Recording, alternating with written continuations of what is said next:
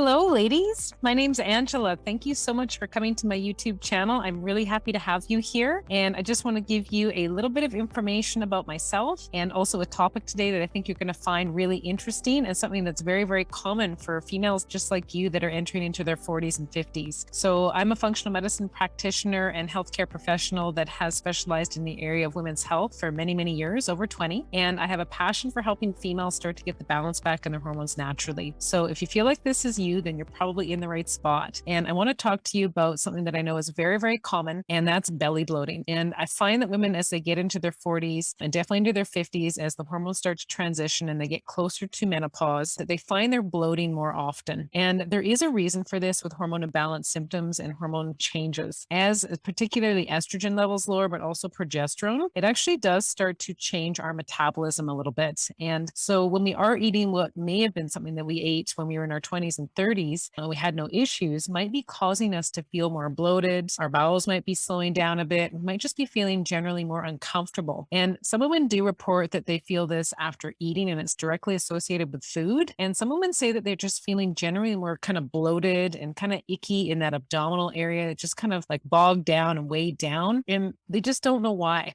They just can't understand it. They think they're eating a fairly regular diet. They're eating fairly healthy. They're drinking enough water, but they still just have kind of this general bloat. So what can happen as estrogen levels lower is our food actually just kind of slows down. That motility process just doesn't actually act as efficiently as it used to. So this is a process, unfortunately, of our hormones changing. It doesn't necessarily mean that we have to all suffer from this and continue to suffer from this as estrogen levels continue to lower, especially as you get into the menopausal levels of estrogen. There are ways to understand how to get the balance back. But if you feel like you have had these symptoms, you've tried different things, you've maybe even been taking things that might be medications, might be antacids over the counter, things that are just trying to help you with these symptoms of the bloating and the discomfort, and maybe it hasn't worked, then I want to let you know that there is a way to learn and understand the true root cause of where the bloating is coming from. And most commonly, like I said, it partly has to do with estrogen levels lowering, but there's other causes as well. And very, very commonly, there are imbalances in our gut bacteria, and this is actually one of the main contributors. And so for us to fully understand that, we actually have to do detailed lab testing.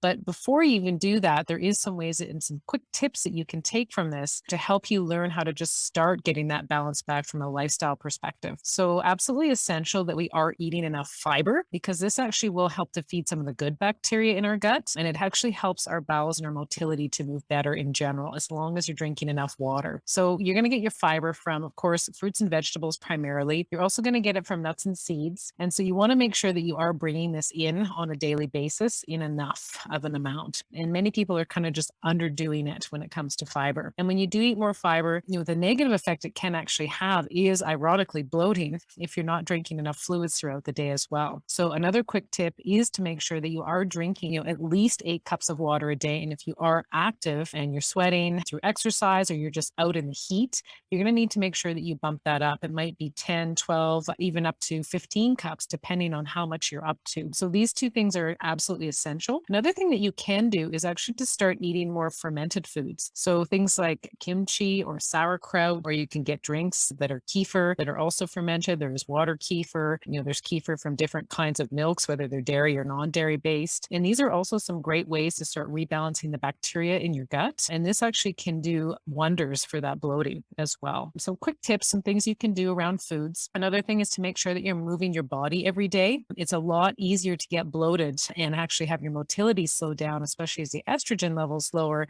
if you're not actually moving your body physically enough to literally move that food along. So make sure you are moving for at least 20 or 30 minutes a day. Absolutely essential. And it doesn't necessarily have to be really vigorous or fast paced or, intense exercise. It could just be as simple as going out for a walk or a hike. So I hope that helps you to get an understanding of potentially why you might be having more belly bloat as you get into your 40s, early 50s, why it's so common, what you can do about it, some quick tips. And if you want to learn how you could actually dive deeper into understanding more about this, then you may want to contact me and we can get on a free complimentary call and talk about not only your belly bloat symptoms, but most likely you're going to have other hormonal imbalance symptoms coming up around this. And we can talk about potentially where we think it could be coming from and how we could develop a plan to help you get the balance back. So if you're interested in learning more about this and connecting with me individually, you can go through my website, www.angelasimpsonfunctionalmedicine.ca, and there is a place to book a free complimentary consult. out there. So thank you so much again for being part of my YouTube channel. I really look forward to bringing you